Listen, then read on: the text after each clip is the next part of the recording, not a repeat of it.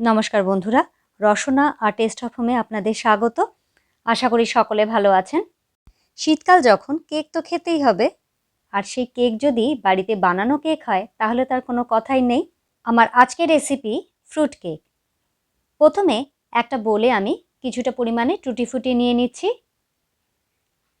আর দিয়ে দিচ্ছি কিছুটা পরিমাণে কালো কিশমিশ, মানে কালো আঙ্গুর থেকে যে কিশমিশটা তৈরি হয় সেটা। এবার এর মধ্যে আমি অরেঞ্জ জুস দিচ্ছি, অর্থাৎ ঘরেই আমি কমলালেবুর রস তৈরি করে নিয়েছিলাম, সেই রসটা এতে দিয়ে দিচ্ছি। তবে আপনারা বাইরের কেনা অরেঞ্জ জুসও ব্যবহার করতে পারেন। আমরা যে অরেঞ্জ স্কোয়াশ খেয়ে থাকি সেটাও দিতে পারেন এতে। এটা মোটামুটি 15 মিনিট আমি ভালো করে ভিজিয়ে রাখছি।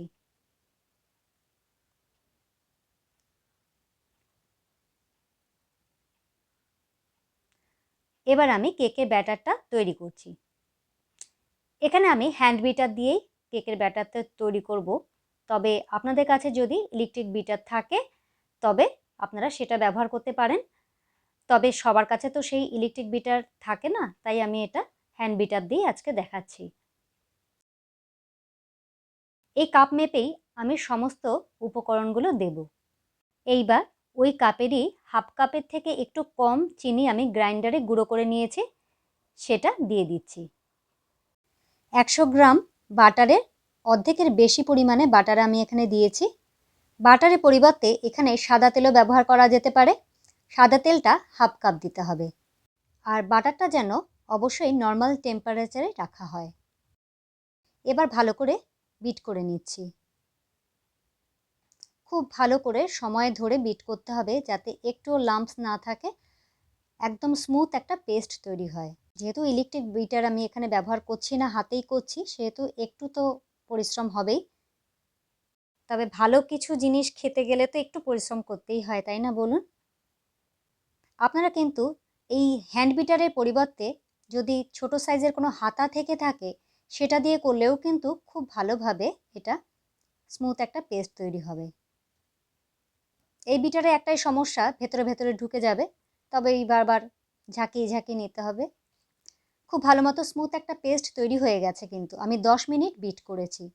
এর মধ্যে দিয়ে দিচ্ছি 2টো ডিম, আবারও ভালো করে মিশিয়ে নিচ্ছি। এই মেশানো কাজটা কিন্তু খুব ভালো করে করতে হবে, দেখতে হবে একটুও যাতে লাম্পস না থাকে। এবারে আমি শুকনো উপকরণগুলো মেশাচ্ছি। দিয়ে দিচ্ছি ওই কাপ মেপেই 1 কাপ ময়দা, দিয়ে দিচ্ছি 1 চামচ গুঁড়ো দুধ। 1 চামচের জায়গায় আপনারা 2 চামচও দিতে পারেন। এই গুঁড়ো দুধটা দিলে টেস্ট কিন্তু ভীষণই ভালো হয়। দিয়ে দিচ্ছি 1 চামচ বেকিং পাউডার, সামান্য একটু বেকিং সোডা দিচ্ছি। এবার সমস্ত উপকরণগুলো এইভাবে আমি চেলে নিচ্ছি। চামচ দিয়ে একটুখানি মিশিয়ে মিশিয়ে দিচ্ছি যাতে সমানভাবেই পড়ে। জায়গাটা একটু আমার ছোট হয়ে গেছে, কিন্তু ওই জন্যই আস্তে আস্তে করছি। এবার সমস্ত উপকরণগুলো আবারও এই হ্যান্ড বিটার দিয়ে ভালো করে মিশিয়ে নিচ্ছি। এতে 1 চামচ ভ্যানিলা এসেন্স দিলাম, আবারও ভালো করে মিশিয়ে নিচ্ছি। এবার যে বাটিতে আমি টুটি ফুটি আর কিশমিশ ভিজিয়ে রেখেছিলাম সেটা পুরোটা একসাথে দিয়ে দিলাম। এগুলো ভালো করে মিশিয়ে দিচ্ছি। আপনারা চাইলে এর মধ্যে কাজু বাদাম এবং এমনি কিশমিশও এতে দিতে পারেন। চেরি থাকলেও খুবই ভালো লাগে, আর চাল কুমড়োর মোরব্বা থাকলে তো আর কথাই নেই। তবে আমার কাছে এগুলো কিছুই ছিল না, তাই আমি আর দিইনি। কাজু বাদাম ব্যবহার করব তবে পরে। ব্যাটারটা রেডি হয়ে গেছে। এটা আমি একটা অ্যালুমিনিয়াম ফয়েল বক্সের মধ্যে ঢেলে দিচ্ছি। এটা কিন্তু আগে থেকে একটু অয়েল গ্রিস করা ছিল। তবে আপনাদের কাছে যদি এটা না থাকে তাহলে বাড়িতে থাকা যে কোনো অ্যালুমিনিয়াম বাটি বা কেক টিনের মধ্যে আপনারা কেকটা তৈরি করে নিতে পারেন অনায়াসেই। সমস্ত ব্যাটারটা আমি ঢেলে দিয়েছি। এবার একটা চামচের সাহায্যে ছড়িয়ে ছড়িয়ে ফাঁকা জায়গাগুলো ভর্তি করে নিচ্ছি। সমানভাবে সব দিকে ছড়িয়ে দিলাম। এবার উপর থেকে আমি কিছুটা কালো কিশমিশ আর কাজু আর কিছুটা টুটি ফুটি সামান্য একটু ময়দা দিয়ে রেখে দিয়েছিলাম। এবার সেগুলো ওপর থেকে একটু সাজিয়ে দিচ্ছি। ময়দা মিশিয়ে রাখার কারণ যাতে এগুলো যখন বেকিং হবে তখন যাতে ভেতরে ঢুকে না যায়, ওপরেই ভেসে থাকে। চেরি থাকলেও আপনারা সাজিয়ে দেবেন এইভাবে, দেখতে আরও বেশি কালারফুল হবে।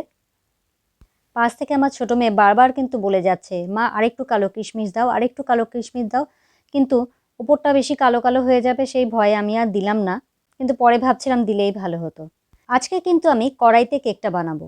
প্রথমে কড়াইটা ঢাকা দিয়ে আমি হাই ফ্লেমে 5 মিনিট আমি গরম করে নিচ্ছি। এই ওভেনে আমরা প্রিহিট করি না, ঠিক সেরকমটা আর কি। 5 মিনিট পর আমি ঢাকনাটা খুলে নিলাম। ভেতরে কিন্তু আগে থেকেই আমার একটা স্ট্যান্ড বসানো ছিল। এবার গ্যাসের ফ্লেমটা একদম সিম করে দিয়েছি। এবার আমি কেকের বাক্সটা এতে দিয়ে দিলাম। এবার আবারও ঢাকা দিয়ে একদম লো ফ্লেমে কেকটা আমি তৈরি হতে দেব। 30 মিনিট আমি একদমই ঢাকনা খুলব না। আমরা যদি বারবার ঢাকনা খোলা বন্ধ করি তাহলে কিন্তু কেকটা ভালো করে ফুলবে না। 30 মিনিট পর আমি কেকটা খুলেছিলাম, কিন্তু আমি দেখলাম তখনও হয়নি, তাই আরও 10 মিনিট আমি রেখেছিলাম। আমার মোট 40 মিনিট লেগেছে। এবার একটা টুথপিকের সাহায্যে আমি দেখে নিচ্ছি ভেতরটা কাঁচা আছে কিনা। একদম শুকনোই কিন্তু টুথপিকটা বেরিয়ে আসছে, তার মানে কেকটা সম্পূর্ণ তৈরি হয়ে গেছে। আপনারা যদি অ্যালুমিনিয়াম বাটি বা কেক টিনে কেকটা করে থাকেন তাহলে যতক্ষণ না পর্যন্ত ঠান্ডা হচ্ছে কেক কিন্তু ডিমোল্ড করতে যাবেন না, ভেঙে যাবে। তাহলে বন্ধুরা কেমন লাগলো আমার আজকের ফ্রুট কেক? তাহলে ঝটপট বাড়িতে বানিয়ে ফেলুন এবং সকলে একসাথে বসে কেক খেতে খেতে মজা করুন। এই শীতকাল পড়লেই তো বেশ মনটা যেন কেমন কেক কেক করে, তাই যখন তখন বানিয়ে ফেলুন না। সকালে চায়ের সাথে বা বিকেলে চায়ের সাথে দিব্যি জমে যাবে। আমার আজকের এই রেসিপিটি যদি আপনাদের ভালো লেগে থাকে তাহলে অবশ্যই একটি লাইক দিয়ে আমার পাশে থেকে যাবেন আমার বন্ধুরা, আমি জানি।